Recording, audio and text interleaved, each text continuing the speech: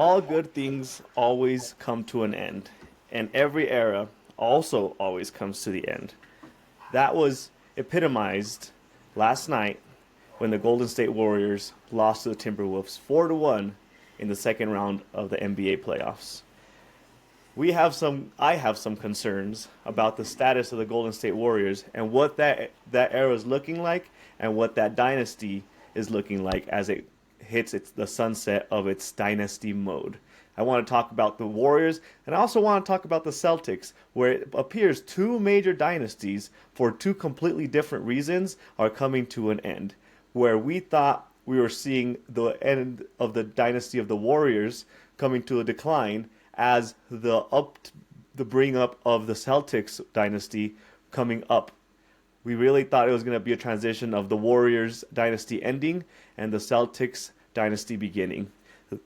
That seems to have come to a crossroads where perhaps both of those dynasties are going to be ending at the same time, and the Celtics a little bit sooner than we thought it would be ending. The Warriors era, or the dynasty era, started since 2015 when Steph Curry helped the Warriors come back into relevance and win their first NBA Finals championship in God knows how many years. After that, they proceeded to make it to 4 straight finals, and then again won another finals in 2022, the miraculous NBA championship that we saw, where Steph Curry really cemented himself as one of the greatest shooters of all time by winning a Finals MVP finally after so much attention came to that. Steph Curry, we saw get injured sadly in the beginning of Game 1 against the Warriors, and the Warriors just didn't look the same.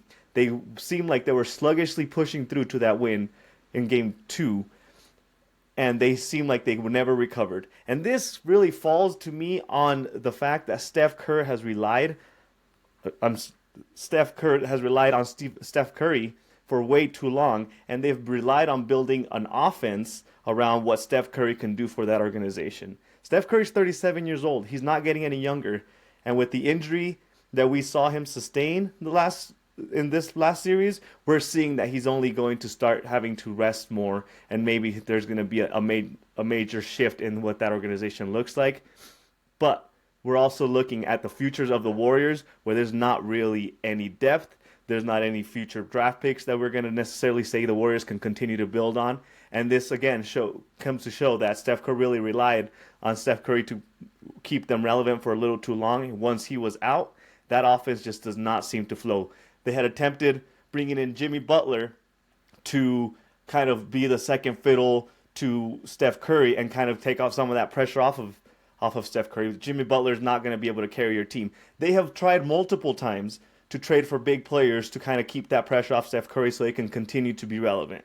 It is time for us to say that the dynasty era of the Golden State Warriors is going to finally come to a sunset, because if you look at their future draft picks, they have a second round in this year's draft pick, and they have one first round pick in 26, 27, 28, and 29. They don't have multiple round picks for the next few years because they've tried doing this trade for plug-in for all-star players, and it has not seemed to work. It's an unfortunate end to an era. While I mentioned at the beginning of this monologue, the Celtics are kind of looking like they're having an end to an era as well.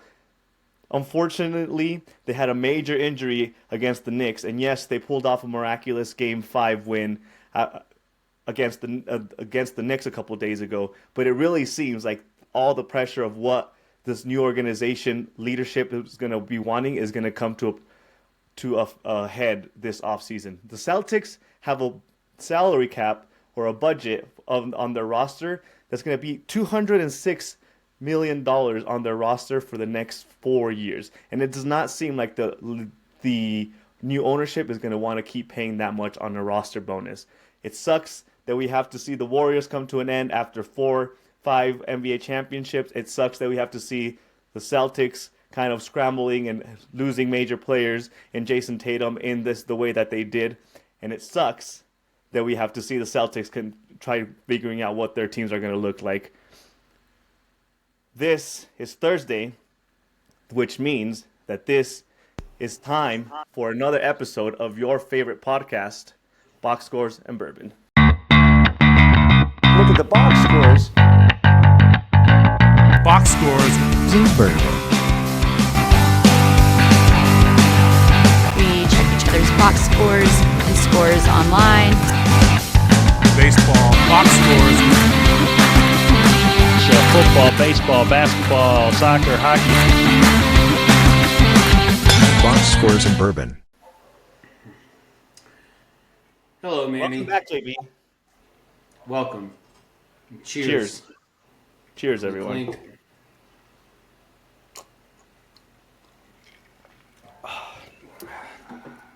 Let's jump right in to the NBA playoffs as we saw the Warriors not get a gentleman's swept against the Minnesota Timberwolves. Is that, to me, it was more of a testament to the level of competitiveness that the Warriors have than it was about the Timberwolves. As far as good as they are, I still think it showed more about the lack of depth that the Warriors have.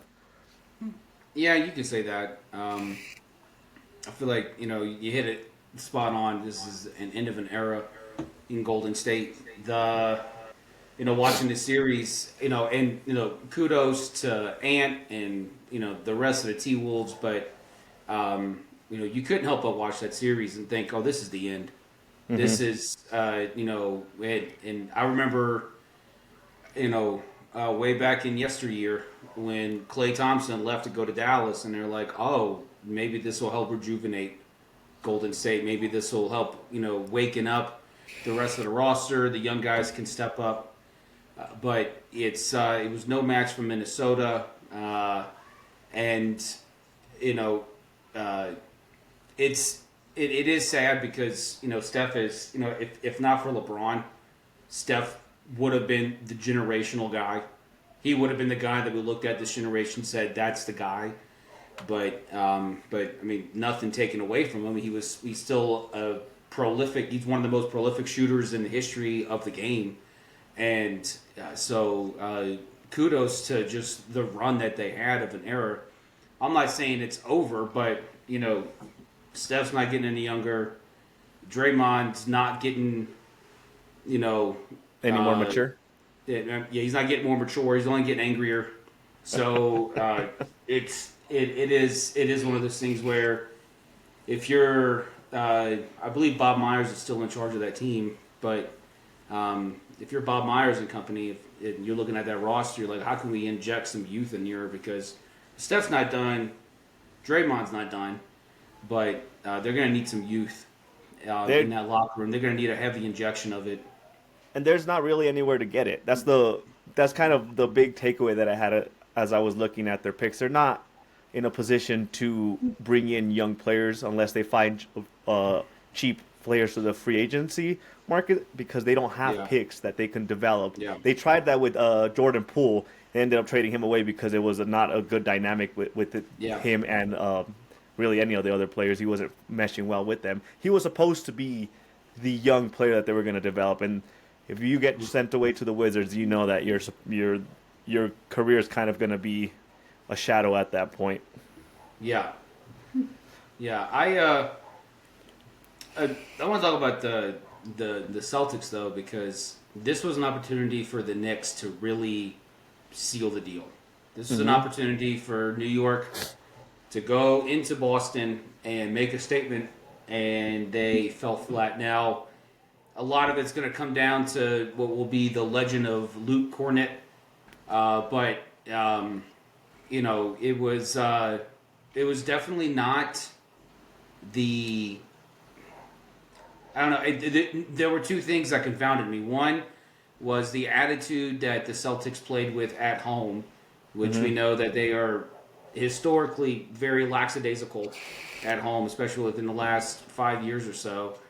And it goes to show that, maybe Tommy T's got to get the Knicks to say, hey, I know our level's always up here, but we're gonna have to take it up a notch if you can even imagine that. But it's they're going back to MSG. Let's say the Knicks win Game 6, which I don't see why they couldn't win Game 6. I don't think, because honestly, look, the Celtics went off. Luke Cornett had a second half for the ages. He was 10-9 with 7 block shots. He had that backwards dunk that almost about 98% of America's already seen so far. But and Derek White absolutely deserves a raise that he's not going to get in Boston. But let's say the Knicks do close it out in Game 6. This Celtics team, I honestly think this Celtics team is going to look a lot different than Golden State next year. Because you have Tatum out for the whole year, presumably. You got a torn Achilles, then you're not coming back. By any stretch within 12 months. That's not happening. He's got torn Achilles. Porzingis, I don't think you're going to see him there next year. Derek White, he's probably out the door. And then the biggest question mark is what happens with Jaylen Brown? Is Jaylen Brown going to get traded? Does Brad Stevens look at the squad and say, hey, we had a good run, we had some chances, we got a ring out of it. Where can we go from here? Where can we go with the pieces we have next? And, for all the angst that Danny Ainge got when he ran the team, I can't imagine what's going to happen with Brad Stevens if he decides to clean house and make it to where whenever Tatum does come back, this team doesn't look anything like it did when he went down with the injury. Yeah. Yeah, the roster thing is an intriguing factor about the Boston Celtics, because this roster conversation kind of started since last offseason. Were they going to keep Jaylen Brown and Jason Tatum and have like a 1A, 1B kind of roster? They ended up keeping both, and they're paying both handsomely to really keep them on the roster. But it's, in my opinion, it's very rare that you have the caliber of those players on the same roster and it's sustainable. Usually you have a 1A and then a 2A player that can really feed off of each other. It seems like this was kind of like a desperate effort to kind of keep everything that built a championship for them last year, keep it going. But it just seems like the dynamic is completely different. There's even in Game 5, you can say the Celtics looked really, really good in that game when they saved themselves from elimination. And part of it, I attest to the emotion factor of them knowing that they're, quote unquote, playing for Jason Tatum because they lost their leader. There's some truth behind that. At the same time, it almost seemed like their offense was built more for a moving the ball kind of offense. And when you saw Jason Tatum, this is no bash on Tatum, when you saw him on the floor, really the goal of the offense the offense was running around Jason Tatum. And they seemed to rotate away from that, which makes me wonder, is this a team that needs one star that could drive the offense? And it was just not really they were not really able to get that going because of the Jaylen Brown, Jason Tatum kind of two dual-headed monster that they're trying to build, and it seemed like it almost ran a little bit better. They didn't win by some magical, outrageous numbers, and again, I attested some of that to the emotion factor of them just playing with a lot of heart because of the major injury that Tatum sustained. But it just seemed like the way that offense was running was a little bit different than what we've seen from the Celtics all playoffs and really the entire regular season too. Yeah, I haven't looked into the numbers yet, but the ball movement of Boston on the offensive side looked a lot more lively last night. It looked as if they took it upon themselves without JT on the court to create as many opportunities as possible. Guys shooting for the rim and then getting the assist. Case in point, going back to the Cornette dunk, but. There does seem to be a difference, and I agree with you. I think this is a lot for, a lot of last night can be attributed to, we're playing for JT tonight, and we're doing it in front of the home crowd, that was probably the most aggressive Boston game that I've seen this season, is to be able to drop that many points on an opponent in regulation, just to really dominate another team of the caliber of the Knicks, And I think a huge testament to that was, one, the emotion, two, just the ball movement. Yep. Maybe Boston does that again. Boston's got to do that.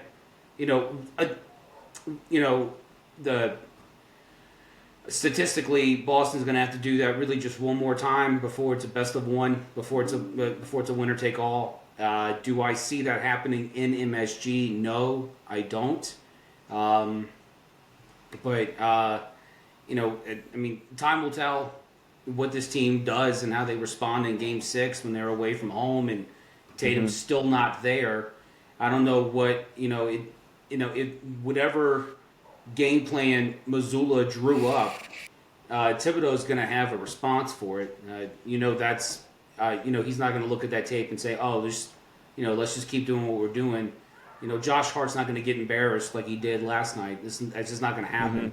So, And Brunt's not going to get in the type of foul trouble that he did either. Yeah, and I think too that was just a testament to how the game laid itself out. I think there was a difference, when the Knicks were down by 20. Like, we saw this in games 1 and 2, but this was different. This was, the emotions were flying high. The bench was in it. Porzingis was absolutely not going to play. I don't care what Missoula says. He wasn't going to play. He He sick. played 10 minutes and got 0 points, and might as well not have stepped on the floor. Even when he was on the court, you knew it was like, why? He's only here to be a distraction, if that. So, it will be interesting to see how Boston responds tomorrow. I think this is more of an indictment on Boston, and if what they showed on the grand stage last night, if they're going to be able to repeat that same thing the next night, because like I said, Thibodeau is going to. He's too smart of the mere fact that Thibodeau has taken a very good Knicks roster and has driven Boston to the brink twice now. And this Boston squad, even without Tatum, is still loaded. It's still more talented than the Knicks roster. Thibodeau's not going to take this laying down. He's just not. No, of course not. No, he gets the passion out of his players for sure. You mentioned looking at the statistics. I saw a stat this morning that as far as offensive efficiency, last night's game was the most efficient game the Celtics have had the entire playoffs. So maybe that's a testament to, again, we can attest it to the emotion factor, the ball movement involving every player instead of trying to run the offense across a single player. One last point that I wanted to make. I saw one of our comments on TikTok, and shout out to the individual that put this comment on one of our videos. He said the media hates the Knicks, and I had kind of touched on that when we were watching the Pistons series. When every time the Pistons won a game, they were already writing the Knicks off. The media's already doing that again. They're already talking about, be careful, Knicks, if you lose Game 6 because all the pressure's gonna be on you in Game 7. The Celtics still have to go win 2 games in a row against a completely healthy Knicks squad, and for some reason, more credit is going to the Celtics than credit's going to the Knicks. The Knicks have the Celtics 3-2. They had the Celtics 3-1. The Celtics are good enough of a squad to steal another game. Sure, that was game 5. 3-2, and if the series ends up 4-2, it'll be a testament to a good Celtics squad that just got outplayed by a really good Knicks team. But for some reason, they're just clamoring at the idea that the Celtics could possibly pull off 2 wins in a row, and can't wait to bash the Knicks for whatever reason. And it makes no sense to me because the Knicks have been playing really well. They've been playing really good basketball the entire playoffs. Yeah. It is interesting. I think the side I'm on the side where the silence toward the Knicks is deafening now, because it's the media goes from trashing them a la Kendrick Perkins, and then now they say nothing about them, and I think this is more them seeing something on the court that says, okay, maybe this Knicks team has something. And the more you bash them, the more that they're going to go against the sports media darling Boston. Everyone loves Boston. Every sports media pundit out there is like Boston, Boston, Boston. Even Colin Cowherd, when Game 1 happened in the Knicks one, he was like, the Knicks won't win another game. It won't happen. And so, even guys that I respect have nothing nice to say about New York. And now that they're saying nothing at all about New York, it's the old adage, if you have nothing nice to say, don't say anything at all. So they're either trashing them out loud or they're keeping it all inside because they don't want to, I don't know, maybe to them they feel like, well, the more I speak about, my hatred for the Knicks or my dislike for them, whatever you have, they seem to think maybe it feeds into, just New York itself. And maybe part of them is just guarding themselves because maybe, if they keep trashing the Knicks and Boston loses, well, they all look like idiots anyway. And they set the bar pretty low for that one. But, it is interesting. To me, it's, it is, the silence is way more deafening than just the calls for New York not being worthy of even being here at this point. Yeah, we were in this position last round, and the Knicks got the job done in Game 6. So we'll wait until Game 6 comes and goes to really decide what the status of the Knicks is. But as of right now, I don't have a reason to think the Knicks are going to mess this up. I was confident last week when we were talking that the Knicks were going to wrap up this series. I didn't necessarily say whether I thought they were going to wrap it up in Game 5 or not. But I'm still confident that the Knicks are going to wrap up this series, and I'm even more confident that the Game 6 will be the last game in the playoffs for the Celtics. It's just that's the way I'm looking at the construct of both of these teams and where they are right now. Yeah. But moving on, yes, we have a small conversation to have because the NBA draft lottery happened this past week, and miraculously, the Dallas Mavericks stole the number 1 pick when nobody was expecting them to have. They had the 10th best odds of getting the number 1 pick, and somehow they got it.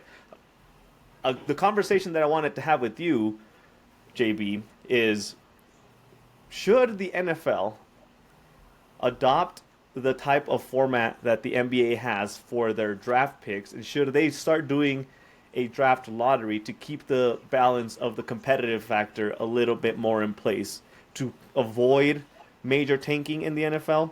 Or do you think it's more of a need for the NBA than it is for the NFL as things stand? Yeah, no, I think it's fine.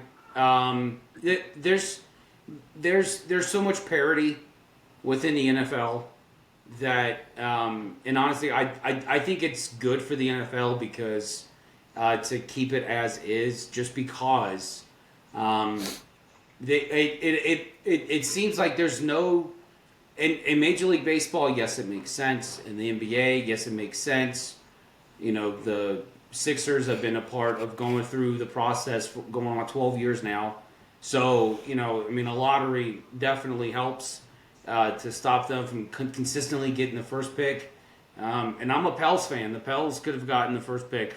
So, maybe the second pick, I think. But, this is, I think the NFL needs to stay where it is. And it's because of, we talk about the NBA and how it's 1-2 guys. All these threads on Twitter are like, LeBron has this, Steph had this guy. Who does Ant have? Who does Joker have? And it's like, okay, well, we get it. The NBA is not a team sport, okay? It's 1 or 2 guys. The MLB, it's real easy because these owners don't like to spend. The NBA, the NFL, I think, is a completely different beast just because of the quarterback position. And if you have a system. Now, it would be interesting if they did the draft lottery because, say, one of the teams that did make it had a quarterback, and they're like, I'm just going to haul for this pick here, because there's a surefire guy here for someone else who would want him. But I think the way it's set up now is it's really hard to tank an NFL game because you're moving so fast. If you decide on any given moment, I'm just going to go half speed on here, you are dead, or best scenario, you're out for the rest of the year. And no one's going to want to put themselves in that position. It's such a fast-paced sport. There is no time to think. So it's really hard to tank in the NFL just because, one, because of the parity, and two, because of the speed of the game. There is no NFL player in their right mind who's going to sit there and listen to the coach, hey, play half speed right here. No, I'm not doing that because I'll die. Are you sure about that? Are you sure that that's not happening? If it's happening, no team has done it right yet, because and then even when, who was it? The Bears had the first pick, and they had a chance to go get C.J. Stroud. They're like, oh, we'll just trade everything. So and now they're with Mr. West Coast offense right now until he can throw an 11-yard pass. It's just the NFL, in my opinion, should stay the same. Just remain as it is. You don't need to have a lottery, and it's because the quarterback position is at such a premium that even if you didn't get the first pick, you will trade, you will leverage, you will mortgage your entire future in order to go get this guy. You will. Sure. But my thing is, the NFL season keeps extending, and we already know that it's going to end up being 18 games in the near future. It's not a secret at this point. But even then, as they extend the season, we see teams. You can tell strategically, or just in my opinion, I think that you can see the lack of effort when a team is completely out of it. The last 3 weeks for a team that's not going to make the playoffs, that the quality of those games are not the same as they are week 4, week 5 when everybody is still in it. There's I can't remember who the story was. I think it was like Chris Canty from ESPN. He said when he was a rookie, he was going up against some player in the last game of the season, and the offensive lineman told him, you know what, rookie, like let's just put on a good show and go home, because they weren't playing for anything. And that's the kind of thing that I think does happen. I think the competitive drive, when you're not playing for anything, kind of whittles away. Especially when it's two teams that are out of it, and it's unavoidable that eventually, like between week 14 and week 17, or week 13 and week 17, there's going to be a matchup or a few matchups where both of those teams are not in it anymore. And I do think that those teams kind of don't put in all the effort into winning those games. And then I'm sure the front office starts putting it in the ear of the coaches, like, hey, we are in a better position to get the number 1 pick than we are into making the playoffs. Give the fans an entertainment. Let's not try too hard to win this game. Let's just keep everybody healthy, put on a good show, and go home and kind of wrap up the season. I think that is a true thing that's happening in the NFL. But there's another aspect of the draft that I think is intriguing. The NFL loves putting on a show. Like, they have done a great job of building the business and building an entertainment factor and an event for every major component of the NFL season. Obviously, the kickoff is huge. They've now embraced Thanksgiving games and Black Friday games, and now they're taking over the Christmas games.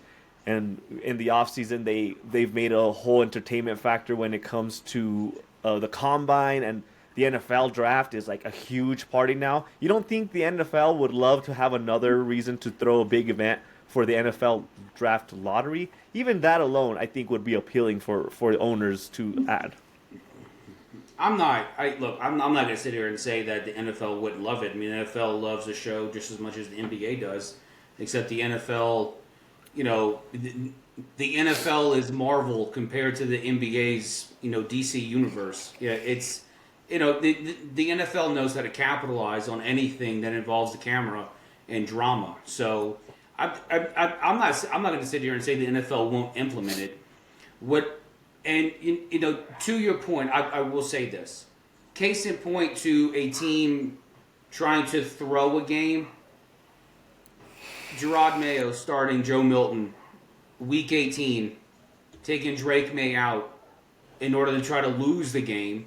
But what happened? Joe Milton's competitive spirit He's like, no, I'm going to go out here, I'm going to play. So that right there to me is like, look, the coaches can do what they want, but the players are playing for their livelihoods here. They are playing for their futures. And, and especially with the quarterback position, there's only 32 of these in the world. And so there's no quarterback in his right mind that's going to go out there and do badly on purpose. I'm not saying they don't do badly because they just have no business being a quarterback, but they're not going to do badly on purpose. It's just not going to happen. And Joe Milton is Exhibit A on that one. What I would like to see, and I think the draft lottery is somewhat of a cover-up of this. I've said this before in the past. I think every single sport should do. I mean, the NBA already does it. The NHL already does it. The NFL, MLB need to follow suit. MLB's already adopted the draft, of course. The draft lottery. Mm-hmm. What needs to happen in the NFL, maybe they can take the lead on this, is the playoff seedings need to change. Yeah, I think what they're trying to do is they're like, well, here are the bottom feeders. Let's just try to, and if they do the draft lottery, let's try to make this as interesting as possible to take away some of, to put the blinders on some of the fans who have yet to take notice of the fact that we have 7 and 9 teams hosting a playoff game against an 11 and 7 team, or a 7 and 10, 8 and 9 against an 11 and 7, but playing at home just because they won a division. That needs to change. If the NFL wants to, if any sport wants to do the draft lottery, which I believe, doesn't hockey do it too? I think the NFL is the only ones that don't. I believe the NHL already does it. The NBA does it. MLB just adopted theirs 3 years ago with the new CBA. This is, to me, if you're going to change anything, it's got to be the playoff seeding. That's got to change. Because I think if you're trying to, if you want to reward anybody, you want to reward the teams that actually are consistently putting the effort in to making the playoffs and making runs in the playoffs. You want to reward those teams. Sure. I think you look at that first. If the NFL wants to adopt the draft lottery, which it's not above them to do anything to make an easy buck. They keep trying. They keep adding. They keep saying, "Oh, we're going to shorten the season," but not really. We're going to take away preseason. Every preseason game we take away, it's just another regular season game. Okay, fine, whatever. But what are you doing when the competition actually matters? There's too many things, too many mechanisms in the NFL, and even in Major League Baseball, like I said, that just make zero sense to me. It makes zero sense. The schedule for both of these sports is already extreme parity. It's always rotating. Okay, case in point, you can look at the Raiders this year. They have a Charger-like schedule going into this season, and I don't mean the Raiders are playing the same teams the Chargers did last year, but the Chargers played a weak schedule. And nothing against the team beating the teams in front of them that they should win. You're just playing the cards that you're dealt. But the Raiders now have an opportunity to do this. And so in order to be able to help better their chances. But my point in saying is that there's so much parity when it comes to the schedule as it is. There's so much. MLB doesn't, half the MLB teams don't play a division game until the middle of May. So it's not like you're just playing intra-division games. You're playing everybody, and you're playing everybody every year. Every 3 years, you have played every team. So it's not as if there's not to sit there and say, oh well, but this really comes down to divisions. It doesn't. It really doesn't. Just because you play more of your division more than you play outside your division is not an excuse to not sit there and look at just how you seed the playoffs. Mm-hmm. Because I'm not for teams that make the playoffs and get exited in the first round to enter the lottery. I'm not for that, but I am for trying to reward these teams for actually putting a competitive product on the field. Yeah.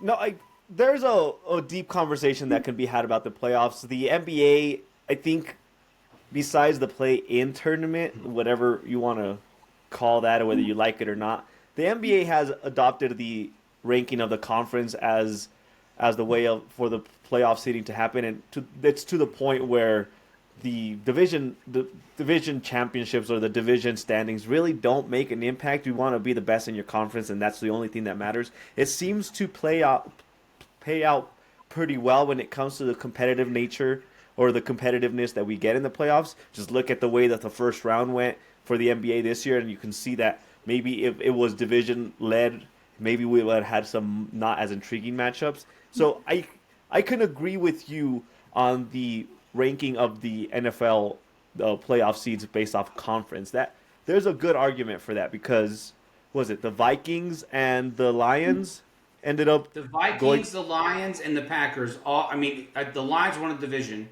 so the Packers and the Vikings would have had a higher seeding than the Rams. right? Yeah, exactly. But the Rams have to host a playoff game because they won a division. It doesn't make any Right. sense. Yeah, exactly. That's exactly my point. Like the Lions got home field advantage throughout the playoffs. The Vikings were very good throughout the regular season, but they had to travel on the road, and they ended up kind of laying an egg in the playoffs against the Rams, I believe. Right? That's who they lost in the first round. Mm-hmm. So there's think an so. argument.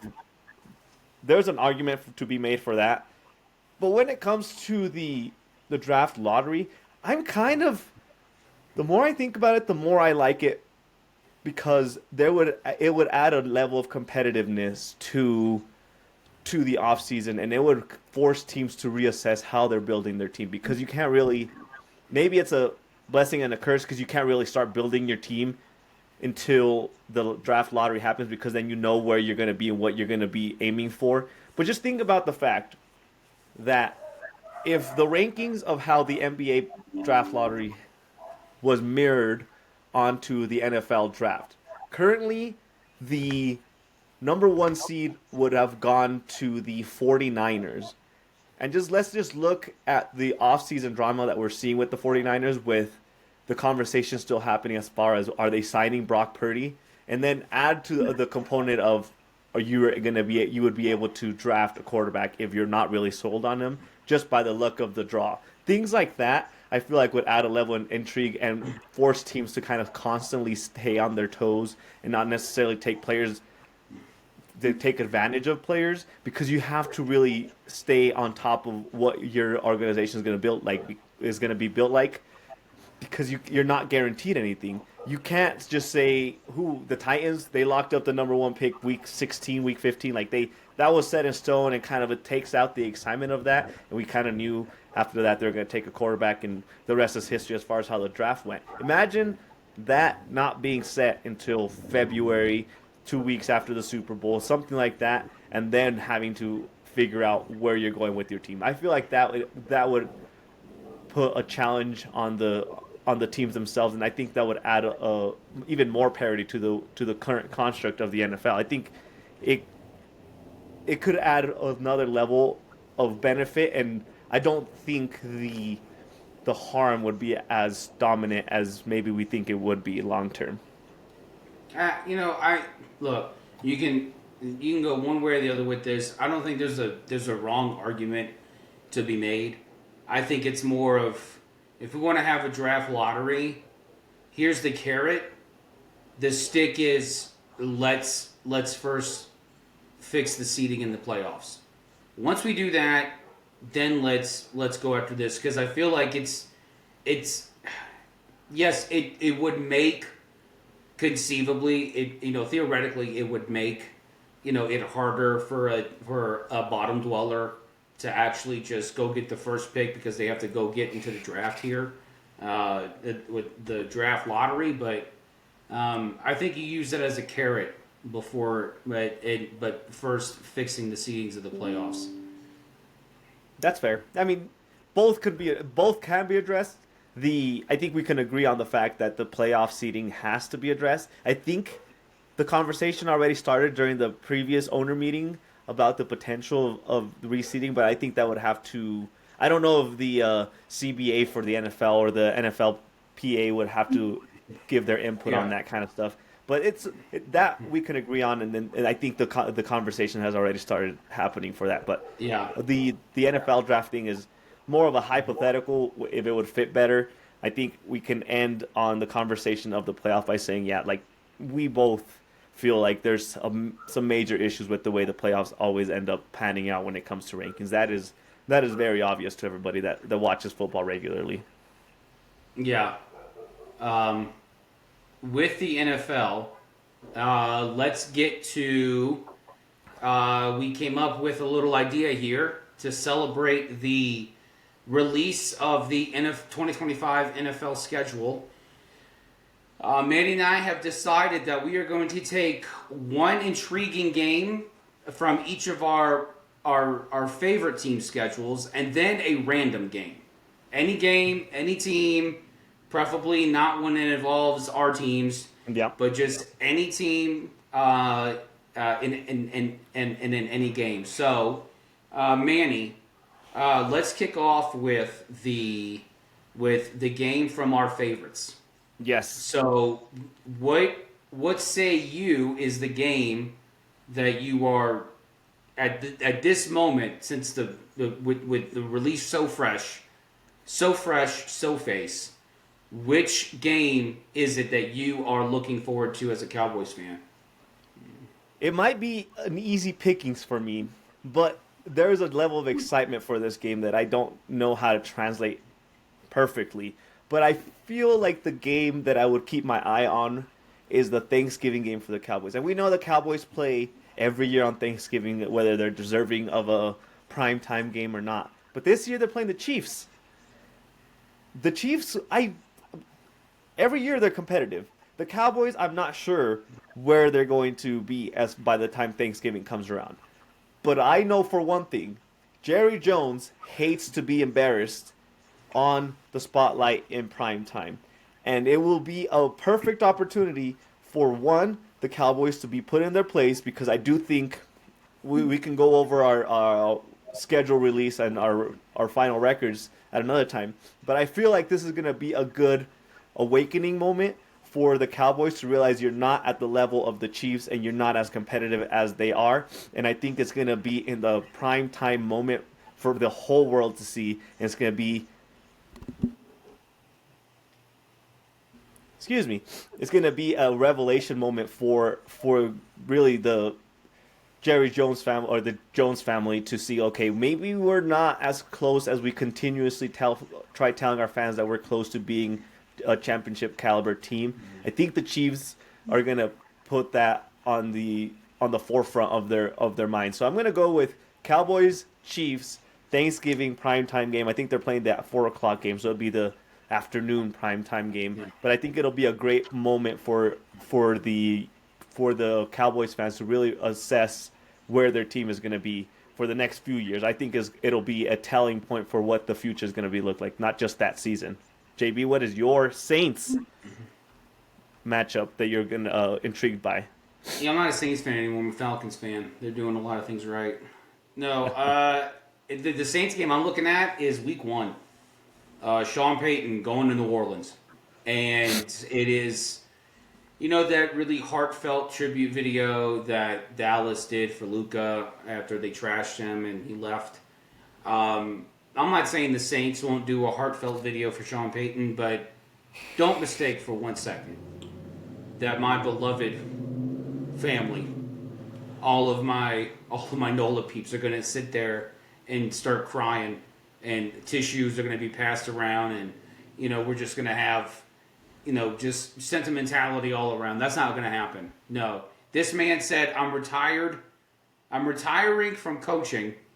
And then what did he do? He left for a year, and he's like, oh, sweet, a better gig came along, I'm going to go there. And I've got no problem. I've got no issue with anybody trying to stretch themselves, challenge themselves, go to a different organization.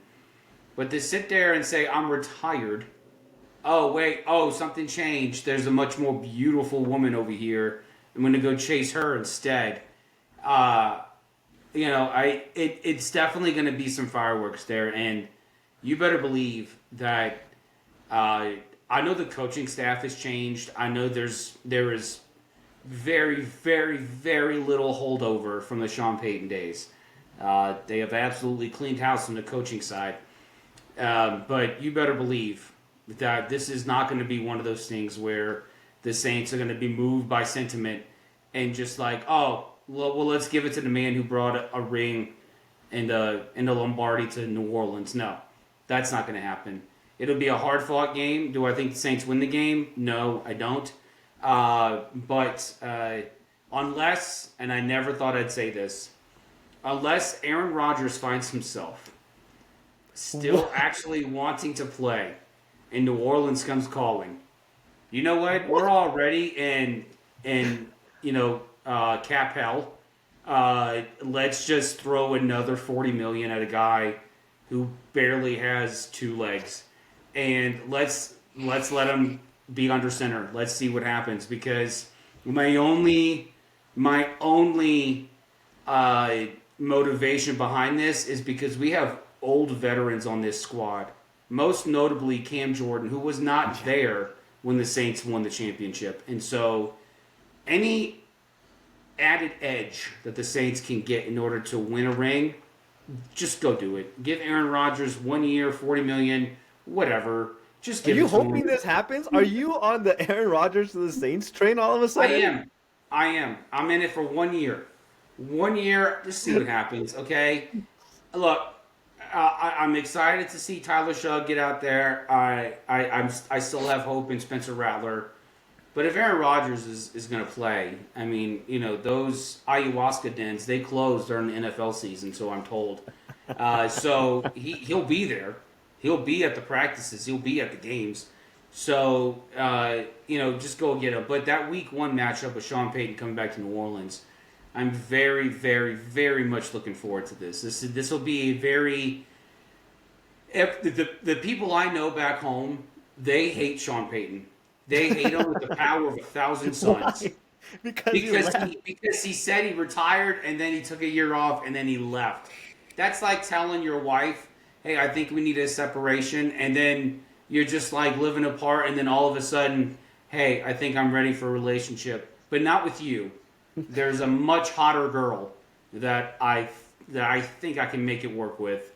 You are using you're using a hotter girl very loosely, because I don't think the Broncos team was a very hot, attractive alternative at the time that he took the job. I love the fact, though, that you're saying that, but am I remembering correctly that the Broncos still had to compensate the Saints to get the rights to Sean Payton, because they were still he still had contract They did, years because he was still under contract, because he wasn't retired. So they still had to. I think they traded him a 6th-round pick for him, or something. Some such nonsense. So I can see why, as a Saints fan, you could maybe be like, "Really? You retired? Then we have to. At least we're getting a draft pick out of you, freaking backstabbing us." Like, there's some truth to that. Yeah. So, but So that's the game I'm looking forward to. My random game, and this is the epitome of a random game.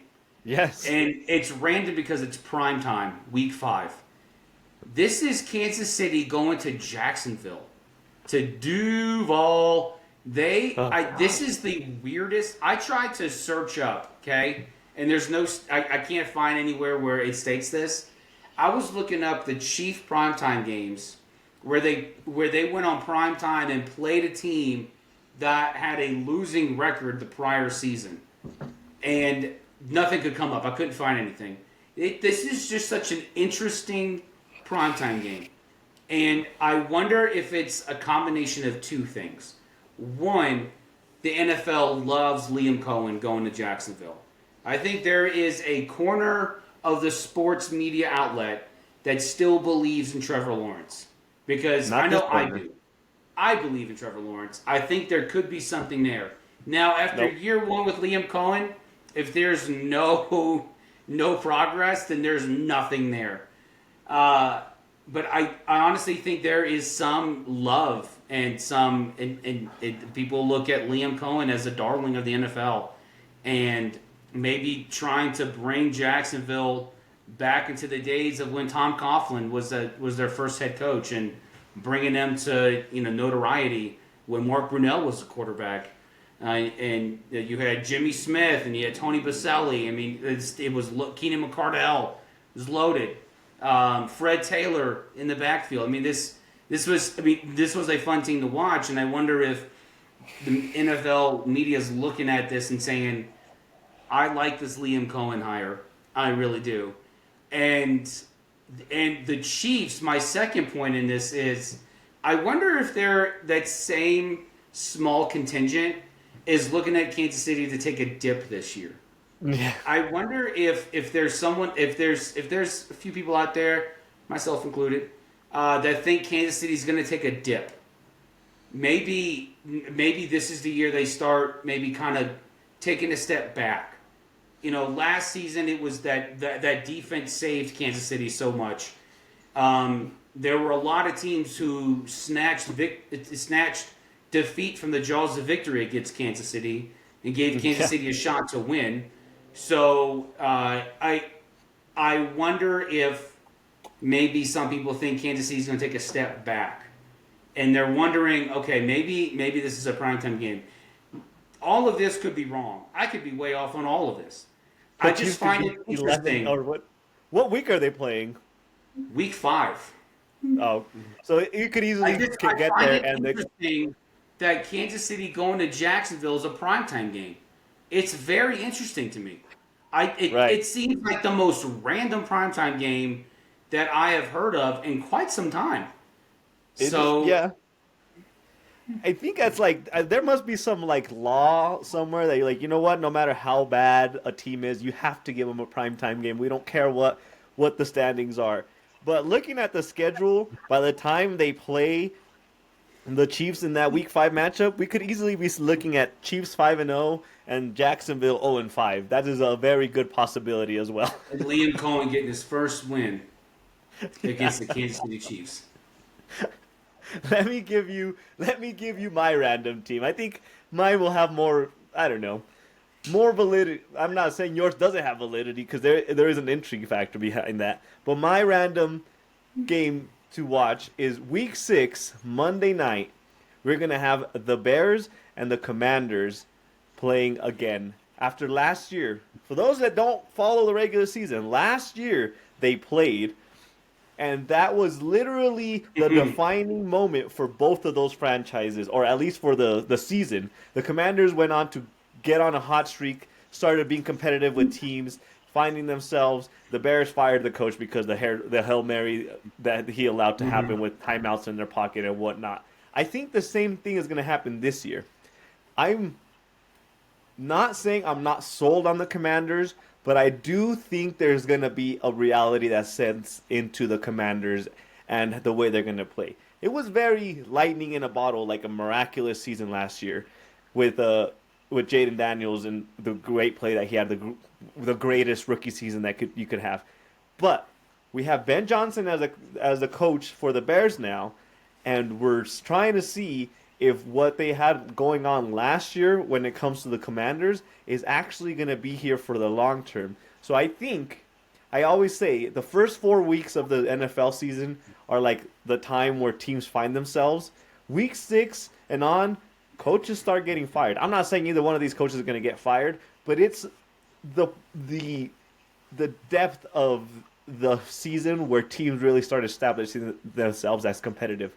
I want to see if Ben Johnson by week six is going to have a well-rounded Bears team, and I want to see if Dan Quinn is going to keep the fire going with the Commanders from last year. And I think this is going to be the perfect crossroad of the matchup for primetime to see where both of those teams are, because there is going to be a lot of hype behind that game. No matter what you tell me, you can tell me that both teams are 2-5. There's going to be a lot of hype because of what those franchises have done last year and what the Bears specifically did this offseason. So I'm very, very intrigued by where those franchises are going to be, and I think it's going to be a really good – I feel like this is going to be one of those really ugly, like beat each other in the mouth kind of games, because what Dan Quinn brings to the table and what Ben Johnson does with his offenses, it's just going to be a gnarly, trench-filled game. I think it's going to be a very good, exciting game. So that's my random game for the season. Okay. Well, folks, that wraps up for today's episode. You can follow us, Box Scores and Bourbon. Listen and watch full episodes on YouTube, Spotify, Amazon, and Apple. And additional content at BSB Sports 24. on X, Instagram, and TikTok. And until next time, stay thirsty. Cheers, everyone.